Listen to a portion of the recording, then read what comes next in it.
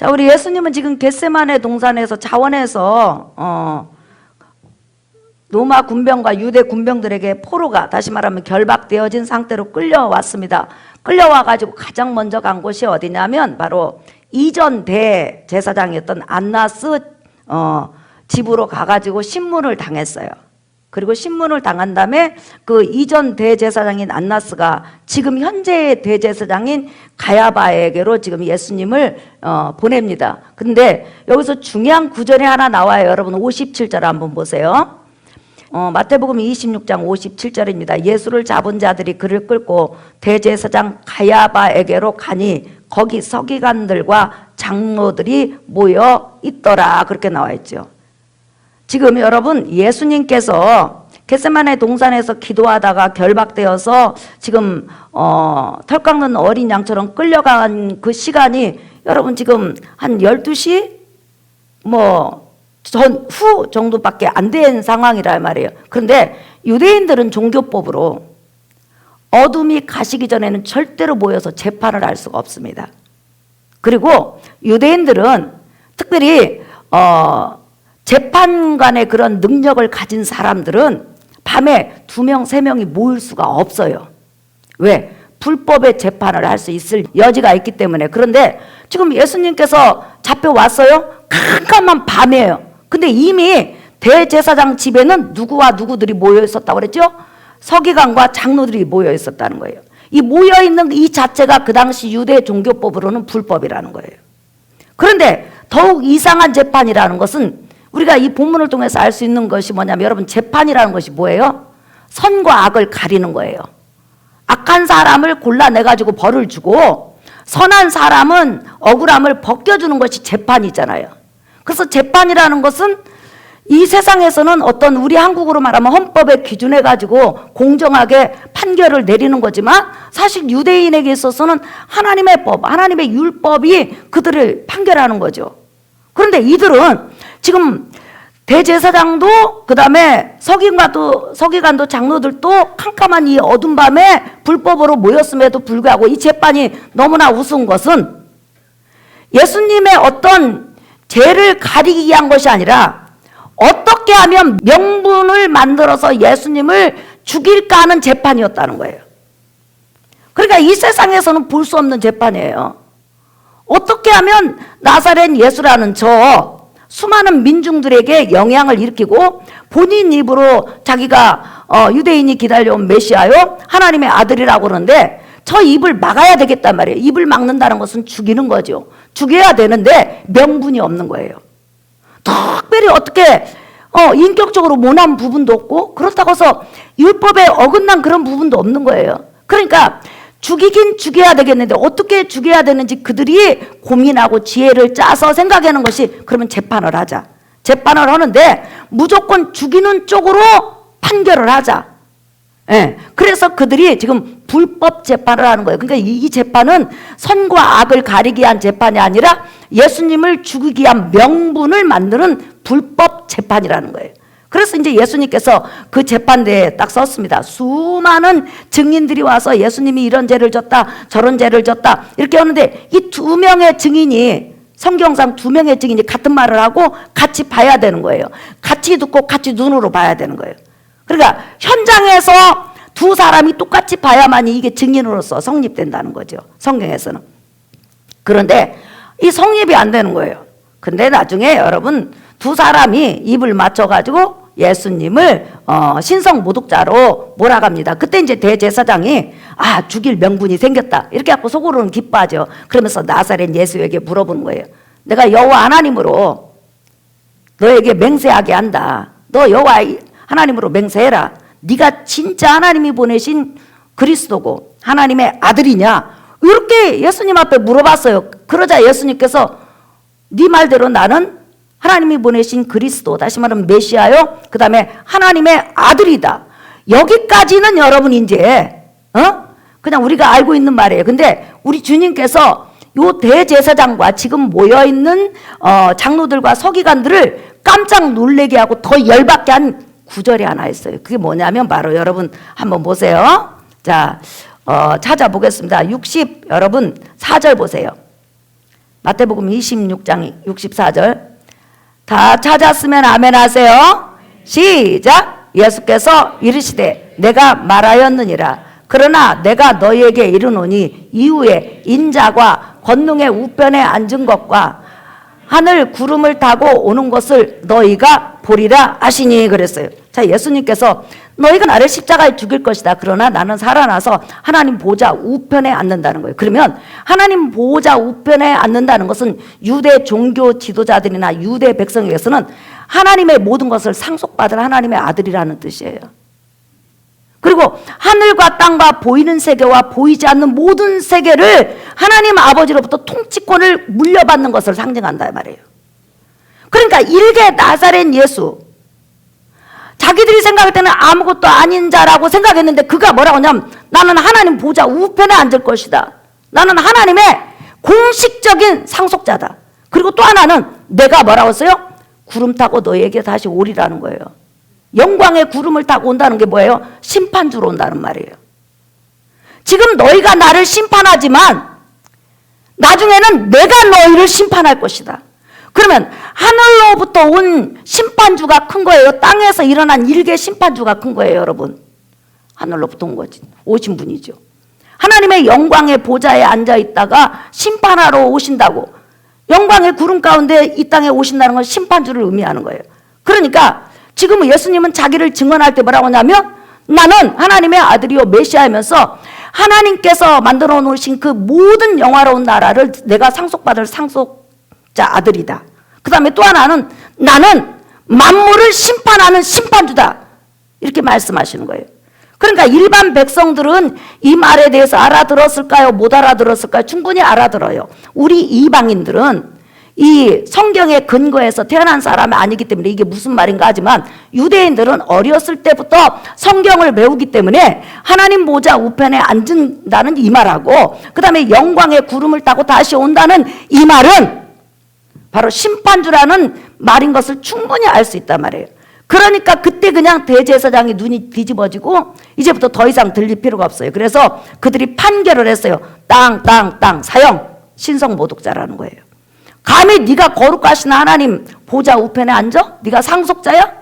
감히 네가 나를 심판하고 온 우주 만물을 하나님의 통치권을 이임받아서 너희가 심판권을 이임받아서 심판해? 그런 일은 없어. 그러면서 예수 그리스도를 신성 모독죄로 여러분 사형에 딱 언도해요. 사형을 이제 언도하는 거예요. 그리고 나서 총독 빌라도에게 사형을 시켜달라고 넘겨주는 일이 벌어지는 거죠. 그런데 여기서 사형이 딱 선고되니까 여러분 어때요? 거기에 있는 사람들이 예수님 뺨을 때리고 침을 뱉고 머리를 뽑고 난리도 아니죠. 그런데 여기서 중요한 것은 예수님께서 그 불법의 그런 재판을 받고 사형을 언도받았음에도 너무너무 당당했다는 거예요. 한치의 물러섬도 없이 자기를 변호하지 않고 자기가 누구인지만을 그대로 드러내면서 그대로 당당하게 서 있었다는 거죠. 근데 이 모습을 지금 누가 지켜보고 있죠, 여러분? 베드로하고 지금 요한복음을 기록한 사도 요한, 예수님이 사랑하신 그 제자 중 하나인 사도 요한이 지금 보고 있는 거예요. 근데 지금 베드로는 예수님을 멀찍이 따라간 이유가 뭐예요? 그의 결말을 보려고 따라간 거예요. 나사렛 예수가 어떻게 될 것인가? 지금 대제사장 앞에서 재판을 받을 텐데 분명히 자기가 생각하기에는 안 좋은 결과가 나올 것 같은데 그래도 혹시나 한 거예요. 베드로는 왜 혹시나 했을까요? 예수님은 얼마나 지혜가 출중한지 여러분 항상 악한 대적자들을 피해갔거든요. 그렇기 때문에 이 베드로는 혹시나 예수님은 또 피해 나오실지도 몰라 이런 생각으로 결말에 대해서 어느 정도 희망을 가지고 갔는데 사형이 딱 언도된 거예요. 신성 모독죄로. 그때 이제 베드로는 벌벌벌 떠는 거예요. 무서워지는 거예요. 어떻게 하지? 이렇게 무서워하는 찰나에 당당하신 예수님의 그 모습을 본과 동시에 사형이 언도되는 그 모습 속에서 베드로 자신이 위축되면서 무서워지는 거죠. 그때 이제 여러분 일이 벌어지는 거죠. 자, 여러분 한번 보세요. 자, 69절 보세요. 마태복음 26장 69절.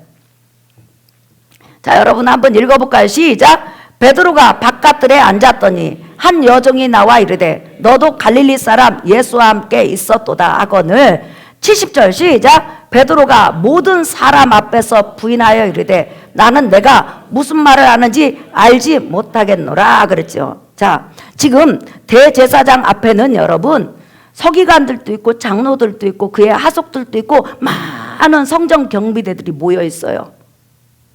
그런데 그 앞에서 베드로가 한 여종이 너는 분명히 나사렛 예수와 함께 있었다, 내가 봤다 이렇게 말을 하니까 베드로가 뭐라고 하냐면 나는 저 사람 알지 못한다고 그랬어요. 알지 못한다. 그런데 이 알지 못한다는 이 단어가 여러분 이 짧은 본문에서 69절에서부터 74절에 75절까지 여러분 3번이 나와요. 근데 알지 못한다.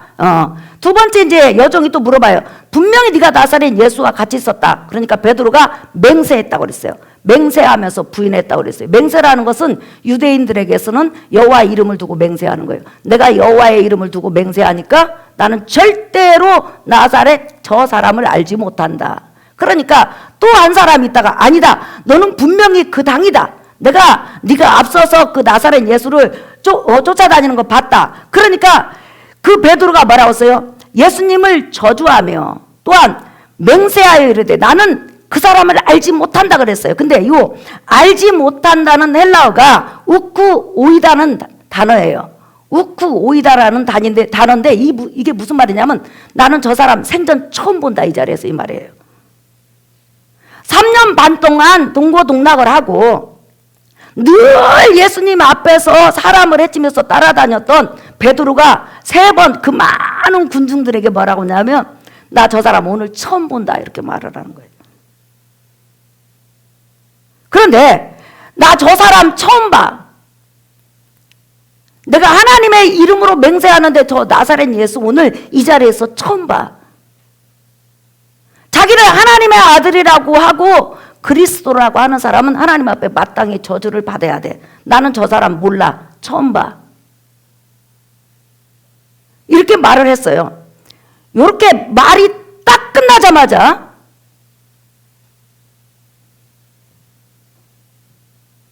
여러분 예수님께서 딱 쳐다보는 거예요. 베드로를.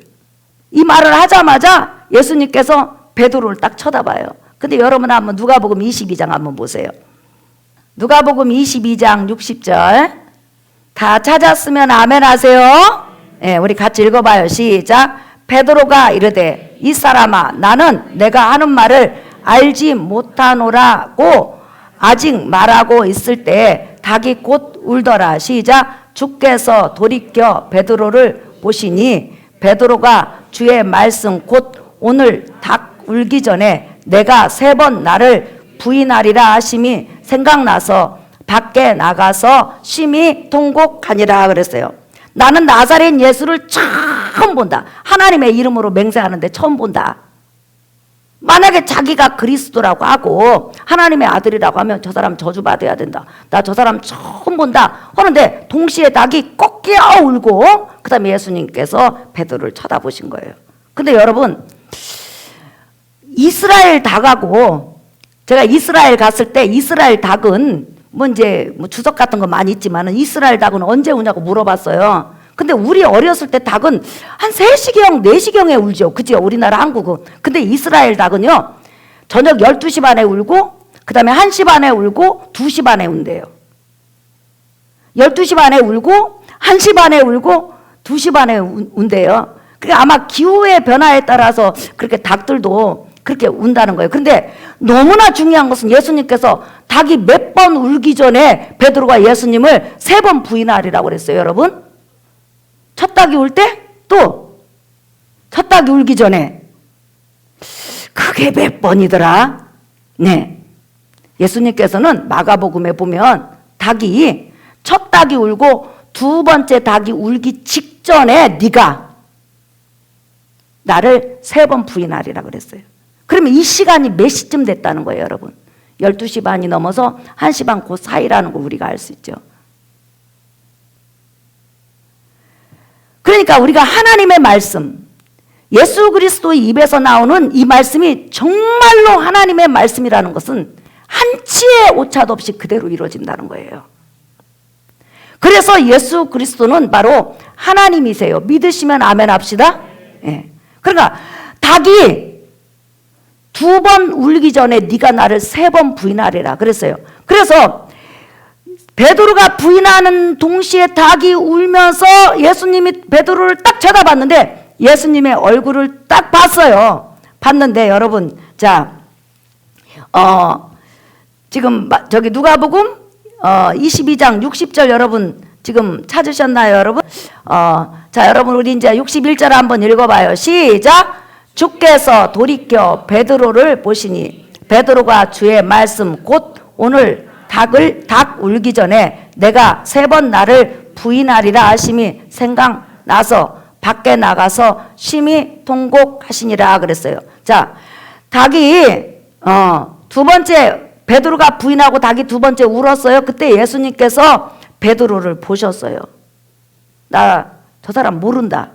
내가 만약에 안다면 나 하나님 앞에 저주받아야 마땅하다. 이렇게 하면서 예수님을 저주하면서 자기를 모른다고 증명하려고 했어요. 그때 예수님께서 베드로를 쳐다보셨어요. 그런데 이 보시니 이 단어가 헬라어로 엠블레포라는 단어예요. 이게 무슨 말이냐면 사랑의 눈으로 바라보다 이런 뜻이에요. 그러니까 우리가 보통 우리에게 실수를 하고 우리에게 잘못을 하고 우리를 정말 가슴 아프게 하면요, 우리는 어때요? 눈빛이 싸나워지죠. 네가 어떻게 그럴 수 있어? 3년 반 동안 내가 먹여주고 입혀주고 너 어부노로 했는데 그렇게 존귀하게 만들어줬는데 네가 지금 나를 처음 본다고 그래? 그리고 그것으로 끝나지 않고 하나님의 이름을 걸고 맹세하면서 처음 본다고 그래? 그러면서 그것으로 끝나지 않고 저주하면서까지 네가 나를 처음 본다고 하면서 딱 쳐다봤을 때 눈이 얼마나 여러분 싸납겠어요. 그런데 우리 예수님은 그 베드로를 바라보는 눈빛이, 사람은 그렇게 싸납게 볼 수 있는데 예수님은 베드로를 바라보는 눈빛이 사랑의 눈빛이요 궁일의 눈빛이라고 그랬어요. 신약 성경에는 이 단어가 10번 정도밖에 안 나오는데 대부분 예수님께서 사랑의 눈빛과 궁일의 눈빛으로 사람들을 바라보시면서 성경을 가르쳤을 때 쓰는 눈빛이에요. 여기서 중요한 게 있죠, 여러분. 예수님은 지금 재판을 받으시는데 심히 당당하시면서 자기가 하나님께서 주신 십자가의 길을 가시는 거예요. 감에 있어서 자기를 따라오는 베드로가 자기를 처음 본 사람이라고 부인하고 자기를 저주해도 여전히 예수님에게는 베드로는 제자였다는 거예요. 그리고 여전히 사랑하는 자였다는 것을 이 본문을 통해서 우리에게 알려주는 거예요. 그러면 이 본문을 통해서 좀 더 깊이 우리에게 성령께서 주시고자 하는 음성이 뭐냐는 거예요, 여러분.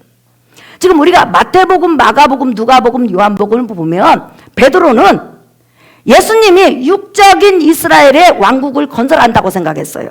그러면 구약에 북이스라엘의 20명의 왕, 그 다음에 남왕국의 20명의 왕, 이 40명의 왕들은 왕국을 건설할 때 전부 다 지혜 있는 자, 지식 있는 자, 능력 있는 자, 도움을 만들어서 도움을 받아서 왕국을 건설했어요. 그래서 베드로는 예수님을 따라다니면서도 항상 이런 생각했어요. 예수님, 당신이 메시아 왕국, 이스라엘 왕국을 재건한다면 제가 도움이 되겠습니다. 그래서 마태복음 16장에 보면 예수님을 만약에 죽이려는 자가 있다면 나는 결단코 그것을 용납하지 않을 겁니다. 그리고 주님이 죽으면 나 죽는데 따라가고 오게도 가고 나는 주님을 위해서 목숨을 버릴 수 있습니다. 나는 주님을 지켜줄 겁니다. 주님이 왕국을 건설함에 있어서 내 힘을 보탤 겁니다. 걱정하지 마세요. 이렇게 예수님을 지켜주고 싶고 또한 예수님의 왕국을 세우는데 자기가 힘을 보태고 싶었다는 거예요. 그런데 이 본문에서는 예수님께서 예수님의 왕국을 이룸에 있어서 또한 예수님께서 온 인류의 제 문제를 해결함에 있어서 인간의 도움이 필요가 없다는 거예요. 오직 인간의 속죄함, 인간의 제사함은 오직 하나님 손에서 이루어진다는 거예요. 믿으시면 아멘 합시다. 우리 인간이 그 구원에 보탤 수가 없다는 거예요.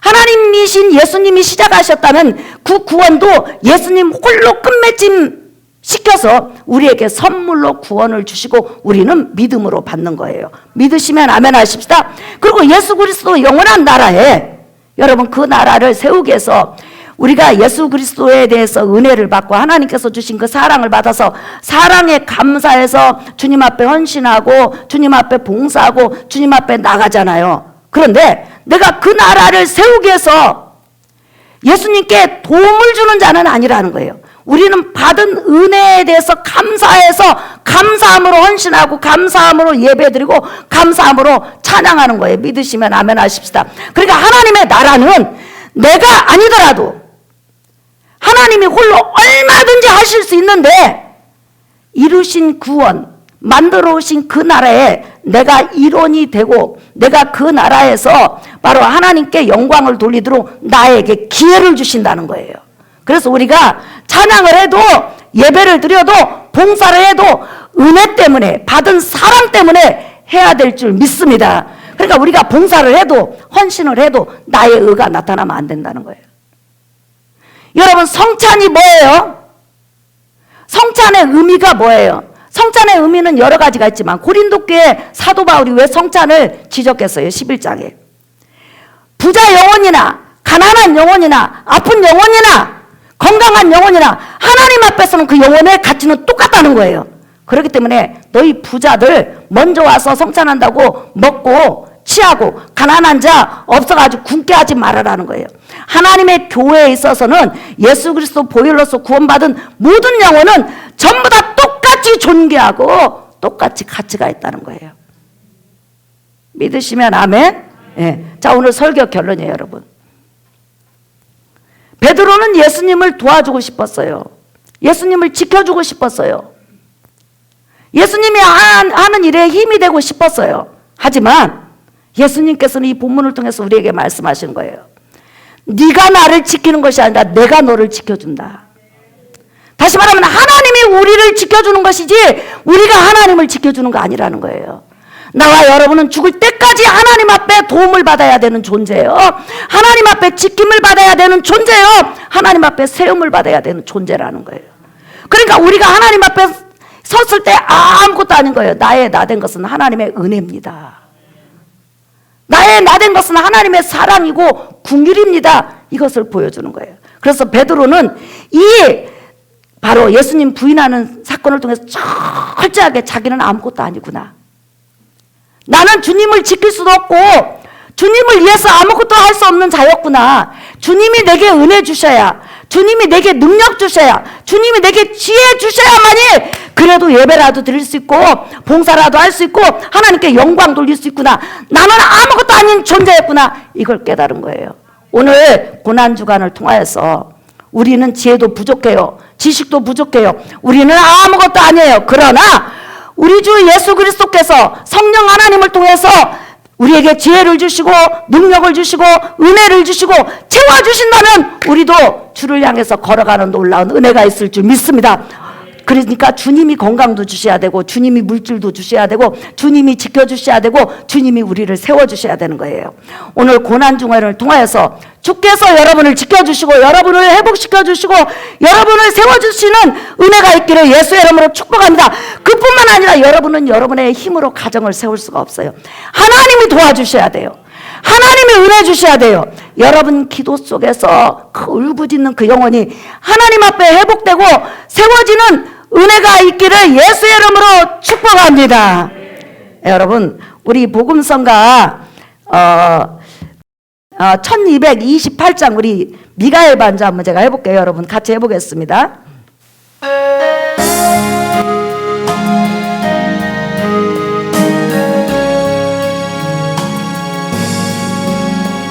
구원의 주 예수 사랑스러운 그 이름 내게 은혜를 베푸셨네. 생명의 주 예수 사랑스러운 그 이름 나의 기쁨 나의 참 소망 찬양하리라. 십자가 보여 내 죄를 사하셨네. 감사하리라. 놀라운 사랑 나의 갈 길을 인도하시네. 믿음의 주 예수 아름다운 그 이름 내게 생명을 주시었네. 평강의 주 예수 고귀한 그 이름 나의 기쁨 나의 참 소망 찬양하리라. 십자가 보여 이 몸을 고치셨네.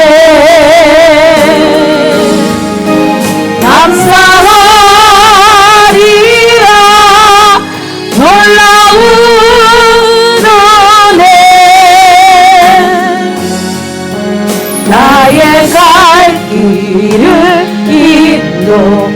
인도하시네. 사랑하는 성도 여러분, 우리 기도하겠습니다. 주님, 내가 주님을 돕는 것이 아니라 주님이 나를 도와주셔야 됩니다.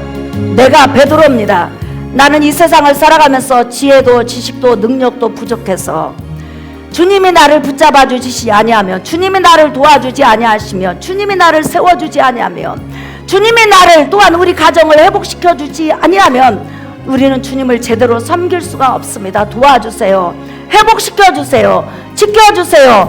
은혜 주세요. 우리 주여 세 번 부르는 동성으로 기도하겠습니다. 주여